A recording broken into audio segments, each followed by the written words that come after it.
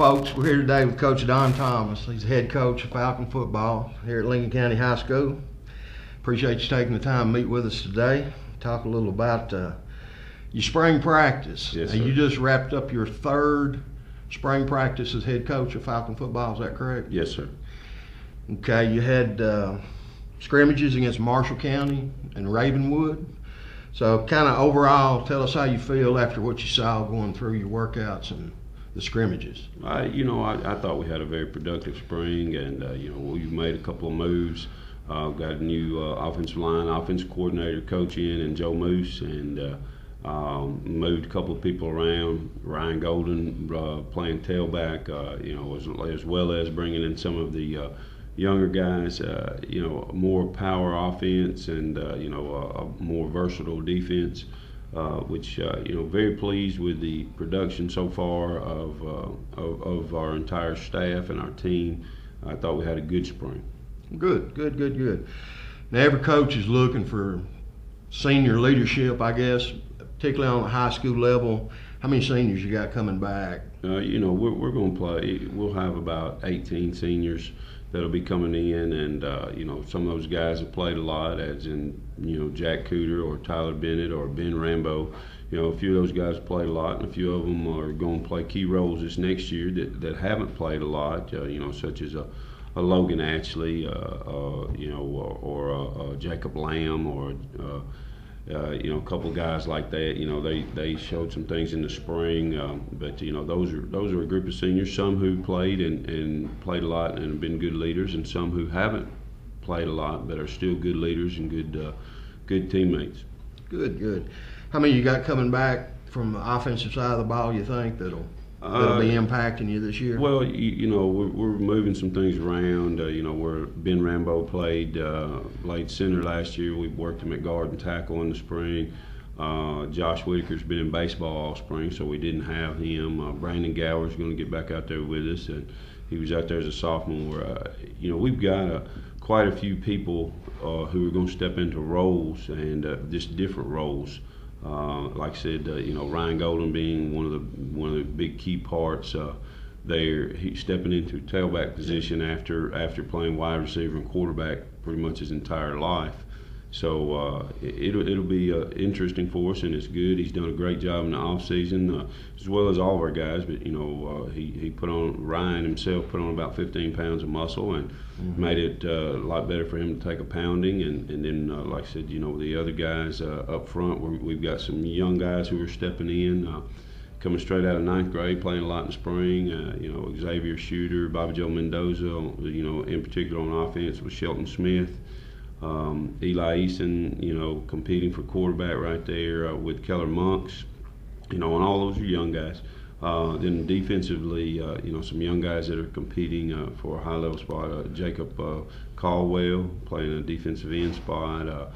Ryan Hall or Jordan Grogan or Trent Bowden, Logan Wheat. All those guys competing, for a spot or excuse me, I think I said Trent Bowden. It's Austin Bowden. Okay. But those young guys are competing and pushing the older guys, and the older guys are trying to be very good leaders. Well, I know one thing I'm sure the community was interested in was success, and it seems like the caliber of athlete you got coming out of NGA, you expect them to be a pretty good impact even as sophomores into your program this fall. Is that right? Oh, there's no doubt.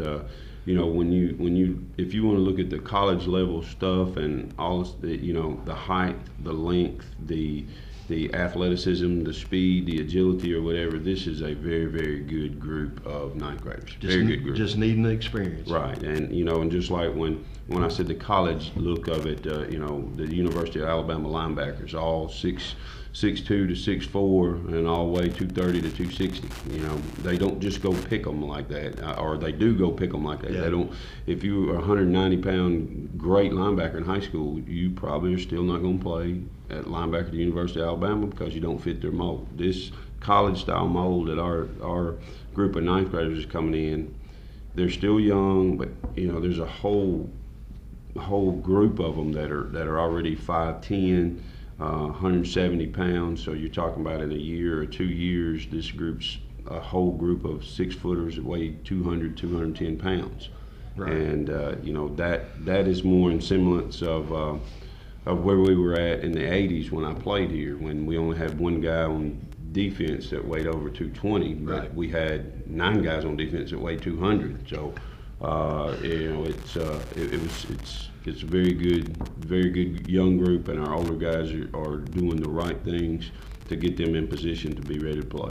So, I mean, somebody comes to the first game this fall, Falcon football, will they actually see a different look offensively and defensively? Are you molding it toward the talent you've got, or is there a lot of changes in that as far as the type of offense and things you're running? There are some changes, defensively, putting those type of athletes, what we're saying, the skilled athletes, in a different position where they can make plays and not get pounded. There's not a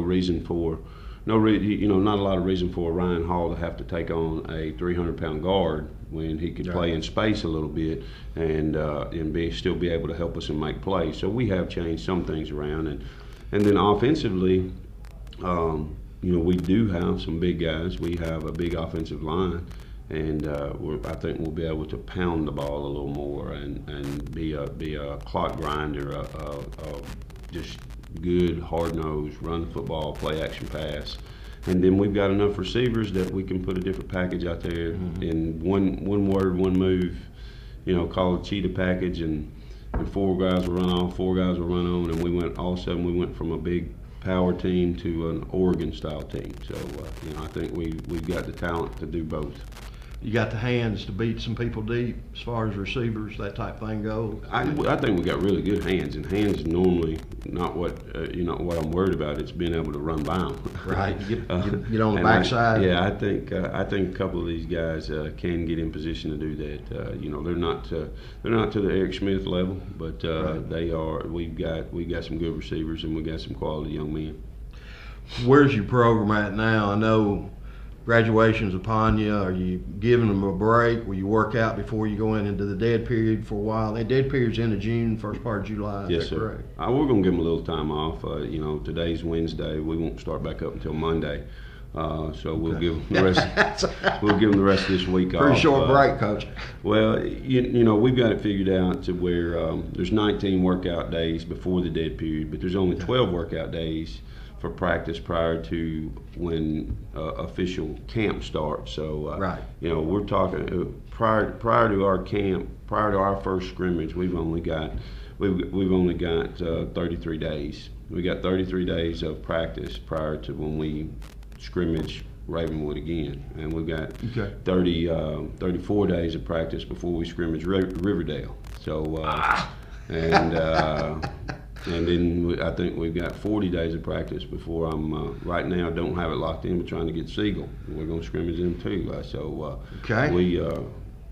We're going big or going home, I guess. Well, but the difference in it this year, instead of having those schools like that on your regular season schedule, you're picking them up in the scrimmage and kind of testing the water. Yeah, we want to play a high competition. We want to play a high level of competition, and but we also want it to be competitive and fair. Right. And not, we're in the 2 years that I've been here, we're not to the level that we needed to be playing a school that had twice the population that we did. And hopefully we'll get to that point, and we'll get back to everything that every Falcon fan wants, and that's just tremendous football. And I know that's what I want. I know that's what these players are striving for and working hard to be. Absolutely. Now, TSSAA reclassification this year. We're still a member of District 8 AAA, and that includes Columbia, Lawrence County, Shelbyville, Tullahoma, and Franklin County. But it also picks up Coffee County again, which is, basically you're talking apples for apples as far as schools and programs inside our district. But in the playoffs, we'll be dropping from a 6A classification to a 5A classification. How you feel about that change? It's a good change for us. You see it as a positive thing? There's no doubt it's a positive. 2 years ago, Coach Thompson's last year. Coach Thompson's last year as the head coach. We beat Columbia 27-14, 27 I remember that 15 or whatever. And they went on and went to the state championship in 5A. And we had them by 2 scores the entire game. And that was just at that point. At that point, we had played Oakland, Siegel, Riverdale. We had played all those people up to that point, and we were 0-5. Right. But then we play the team that goes straight to the state championship in 5A, and we win by 2 scores. I'm not saying all of it is that different, but the competition week in and week out can be that different. As in, we probably dropped out of the SEC when we got out of 6A, and we went more of a ACC or Pac-12. But we can Yes. we're competing at that level. That's what. Yes. Apples for apples. Yes. You want the playing field easy, even for our kids. You want them to compete well. Yes. Represent the school well, but at the same time, Yeah. a school like Tennessee Tech goes to Nebraska and plays them for one game of Mhm. the season for a reason. Mhm. So, and that's basically to pay for their athletic budget for Right. substantially part of that year. So, okay, you've picked up Franklin, Tennessee, Lebanon, and Pope John Paul that are new to the schedule. Franklin, they've had competitive teams at times through the years. They've been down the last year or two, but is that Williamson County pie getting sliced up now quite a bit, where they don't have the draw of athletes that they did at one time? Well, they've changed a couple of things over at Franklin, and then they are splitting schools. They're doing some things like that. But Franklin's going to be a very competitive team, and they'll be back. And part of that was part of scheduling them was it fit where we had an open date, Right. And I played college ball with Donnie Webb, and he needed a game, and I needed a game. Okay, that's understandable. Now you've got a 2-year agreement with these other teams that you picked Yes, sir. up, right? Okay. Of course, Lebanon, Coach T's hometown, playing the Blue Devils. That should be a competitive game just in itself for that reason. He wanted that one a little bit, and when it fit with us as well. But he always liked playing them, like going home, and he's got family members who can be there, and Right. and see him. It's an easy family reunion for him. So that's a good game for us, and they've got a new coach, new school, new facility, so it'll be a lot of excitement right there. Okay. Pope John Paul II, I know you scrimmaged them earlier, but they've not been on our schedule here at Lincoln County High School at any time. What kind of tell us a little bit about that program? It's a pretty new program. It's been there a few years. Their big time player right now is Golden Tate, who is playing in professional football. Went to Notre Dame, came out of Pope John Paul. Okay. Do not prefer to play a private school. I just don't like that. They give scholarships. They want to do it their way. I just choose not to play them. But we had someone back out on us, and that one fit in our schedule rather than having to go out of state or anything like that. That fit in our schedule, so that's how we ended up playing Pope John Paul. Okay. Well, your season openers, August 23rd. Yes, sir. Here against Giles County. Yes, sir. Now Giles, of course, they've got a new coach in place. Walt Smith, I believe his name.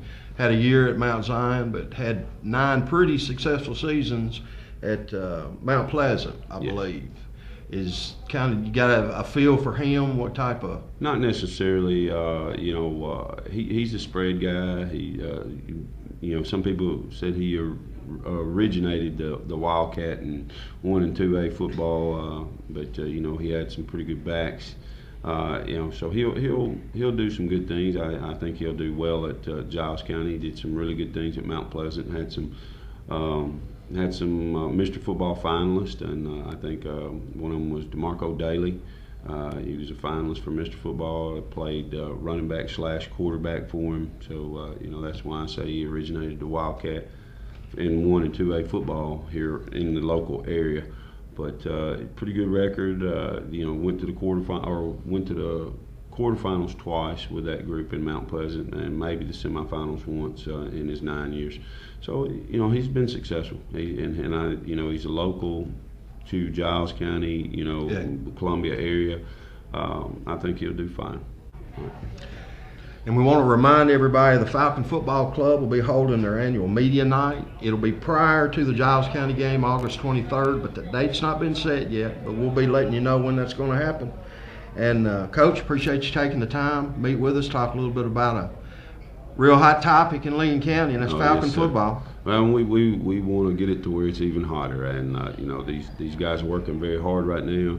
Appreciate you guys in the media, and our Falcon Football Club is out there, you know, working very hard, and just appreciate what you guys done, showing off our weight room and everything.